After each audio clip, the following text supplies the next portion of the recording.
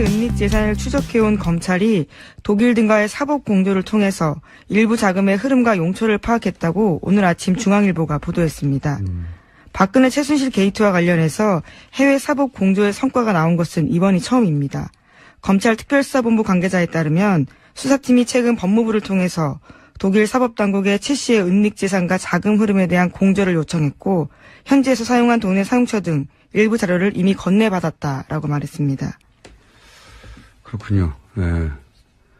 이런 뉴스가 나오면 항상 생각나는 게 가장 먼저 최재석 씨였나요? 최태민 씨의 네, 아들. 최태민 씨 생전에 본인이 직접 최태민 씨 방에 있는 금고에 가서 금괴와 양도성 채권이죠. 등등 1조, 당시 기준으로, 1조 가량의 재산을 직접 목격했다. 이게 얼마나 됐겠습니까? 그게 다 어디로 간지 모르거든요.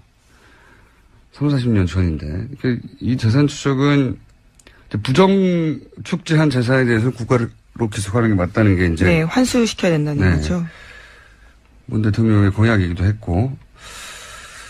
뉴스 공장에서도 이 추적하는 코너를 만들어 볼까 저희가 구상 중입니다.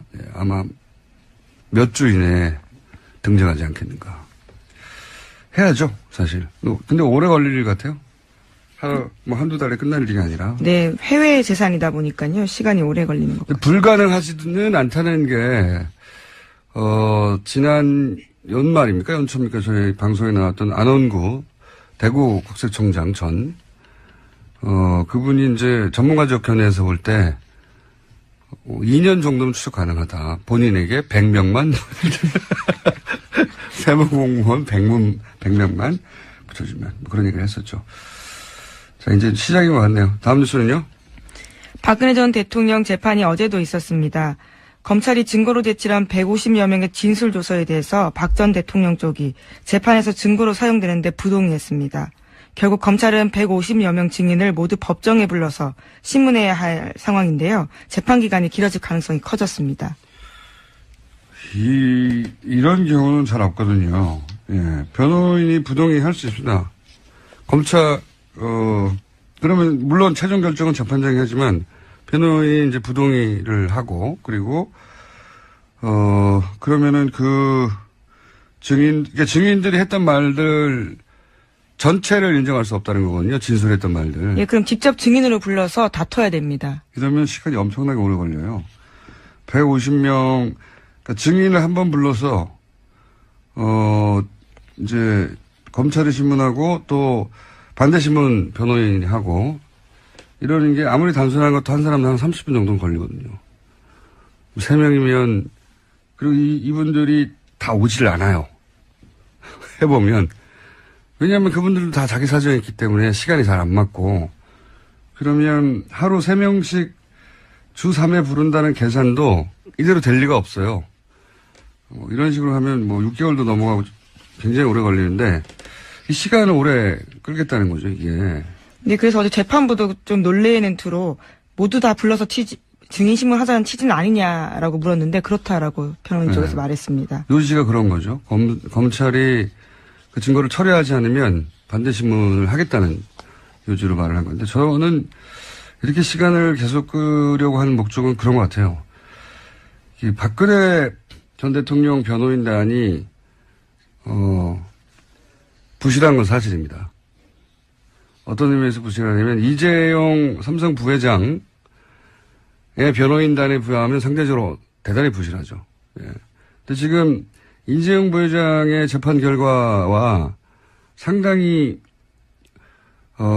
연동되어 있다고 볼 수 있거든요. 이 사건은. 네, 뇌물죄 부분은 공범이라고 볼 수 있으니까요. 그러니까 이재용 부회장의 혐의가 이재용 부회장을 변호하고 있는 최고의 변호인단에 의해서 어느 정도 벗겨지거나 하면 본인들에게 유리할 거라고 보고 시간을 끌고 있다. 라고 저는 생각합니다. 재판 전략이기도 한 거죠. 예. 그런 이유 아니겠는가. 하여튼 상식적이지 않은 부동이긴 하나 그거밖에 방법이 없으니 이러고 있는 것이다. 저는 그렇게 봅니다. 자, 다음 순요. 네, 어제까지 이낙연 총리 후보자에 대한 청문회 있었습니다. 네. 야당 청문 의원들은 청문회 이틀 동안 1000통이 넘는 문자 메시지 받았다라고 합니다. 문자 메시지, 예, 1000통이 넘는, 이거 관련해서는 좀 뉴스 좀 나오고 어디도 잠깐 뭐 자제할 필요 없다고 제가 했는데, 이게 이제 문자 폭탄이란 단어부터가 굉장히 부정적인 뉘앙스죠. 근데 가만히 생각해보면 이건 문자를 받는 정치인 시각에서 본 겁니다. 정치인 입장에서는 막 쏟아지니까. 그런데 보내는 유권자들 입장에서 이 현상을 보면, 자, 우리 모두 같이 문자 폭탄을 보내요 하고 서로 텔레파시를 보낸 다음에 일시에 문자를 보낸 게 아니에요. 그러니까 이 문자는 폭탄이 아니고 하나하나가 다 유권자들이 개별 행동을 한 거예요.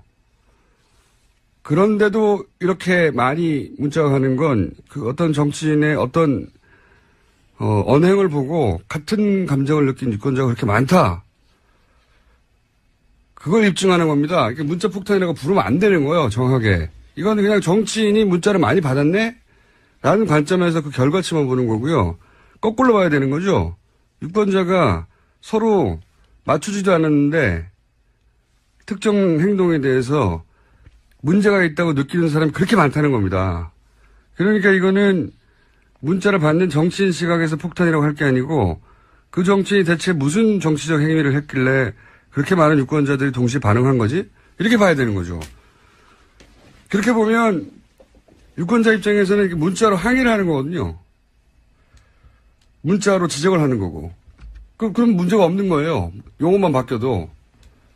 생각해보면, 아니, 뭐 정치인이 아닌 저도 방송하면 막 수백 통씩 문자가 쌓입니다, 저기에. 카톡도 오고, 게시판에 뭐, 앱에 욕설도 오고, 방송국으로도 막 전화, 게스트가 뭘 마음에 안 들면 수백 통씩 전화 오기도 해요. 항의 전화 오고. 어떤 날은 거의 전체가 비난입니다. 저희 PD부터 끌려 나와가지고. 마음에 들지 않는 게스트가 마음에 들지 않는 말을 하거나 하면 PD 나가 죽어라 이것부터 시작해가지고. 그렇다고 제가 오는 소리 합니까? 100명만 붙여주면 뭐 그런 얘기를 했었죠. 자, 이제 시작인 것 같네요. 다음 뉴스는요? 박근혜 전 대통령 재판이 어제도 있었습니다. 검찰이 증거로 제출한 150여 명의 진술조서에 대해서 박 전 대통령 쪽이 재판에서 증거로 사용되는데 부동의했습니다. 결국 검찰은 150여 명 증인을 모두 법정에 불러서 신문해야 할 상황인데요. 재판 기간이 길어질 가능성이 커졌습니다. 이런 경우는 잘 없거든요. 예, 변호인이 부동의할 수 있습니다. 검찰, 그러면 물론 최종 결정은 재판장이 하지만 변호인이 이제 부동의를 하고, 그리고, 그러면은 그러니까 증인들이 했던 말들 전체를 인정할 수 없다는 거거든요. 진술했던 말들. 예, 그럼 직접 증인으로 불러서 다퉈야 됩니다. 그러면 시간이 엄청나게 오래 걸려요. 150명, 그러니까 증인을 한 번 불러서,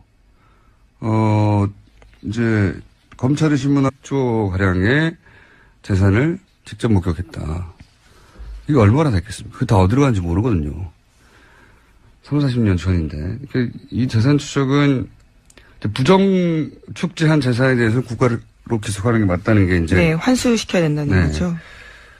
문 대통령의 공약이기도 했고. 뉴스 공장에서도 이 추적하는 코너를 만들어 볼까 저희가 구상 중입니다. 네, 아마 몇 주 이내에 등장하지 않겠는가. 해야죠, 사실. 근데 오래 걸릴 일 같아요. 한두 달에 끝날 일이 아니라. 네, 해외 재산이다 보니까요, 시간이 오래 걸리는 것 같아요. 불가능하지는 않다는 게, 지난 연말입니까? 연초입니까? 저희 방송에 나왔던 안원구 대구 국세청장 전, 그분이 이제 전문가적 견해에서 볼 때, 2년 정도는 추적 가능하다. 본인에게 100명만 세무공무.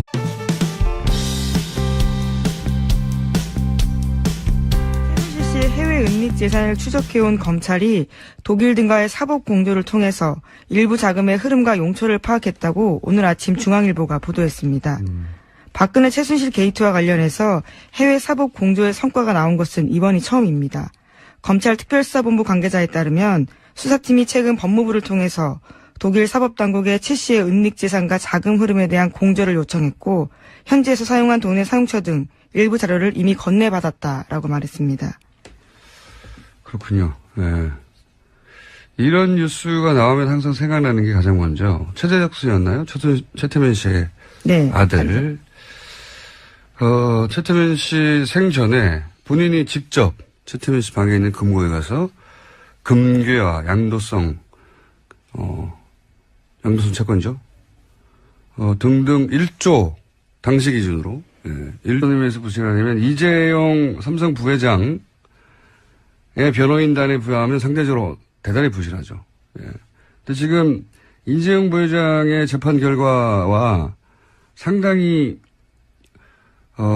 연동되어 있다고 볼 수 있거든요. 이 사건은. 네, 뇌물죄 부분은 네. 공범이라고 볼 수 있으니까요. 그러니까 이재용 부회장의 혐의가 이재용 부회장을 변호하고 있는 최고의 변호인단에 의해서 어느 정도 벗겨지거나 하면 본인들에게 유리할 거라고 보고 시간을 끌고 있다. 라고 저는 생각합니다. 재판 전략이기도 한 거죠. 예. 그런 이유 아니겠는가. 뭐 하여튼 상식적이지 않은 부동이긴 하나 그거밖에 방법이 없으니 이러고 있는 것이다. 저는 그렇게 봅니다. 자, 다음 순요. 네, 어제까지 이낙연 총리 후보자에 대한 청문회 있었습니다. 네. 야당 청문 의원들은 청문회 이틀 동안 1000통이 넘는 문자 메시지 받았다라고 합니다. 문자 메시지, 1000통이 넘는. 하고 또 반대신문 변호인이 하고 이러는 게 아무리 단순한 것도 한 사람당 한 30분 정도는 걸리거든요. 3명이면 그리고 이분들이 다 오질 않아요. 해보면. 왜냐하면 그분들도 다 자기 사정이 있기 때문에 시간이 잘 안 맞고 그러면 하루 3명씩 주 3회 부른다는 계산도 이대로 될 리가 없어요. 이런 식으로 하면 6개월도 넘어가고 굉장히 오래 걸리는데 이 시간을 오래 끌겠다는 거죠, 이게. 네, 그래서 어제 재판부도 좀 놀래는 투로 모두 다 불러서 증인신문 하자는 취지는 아니냐라고 물었는데 그렇다라고 변호인 쪽에서 말했습니다. 요지가 그런 거죠. 검찰이 그 증거를 철회하지 않으면 반대신문을 하겠다는 요지로 말을 한 건데 저는 이렇게 시간을 계속 끄려고 하는 목적은 그런 것 같아요. 이 박근혜 전 대통령 변호인단이 부실한 건 사실입니다.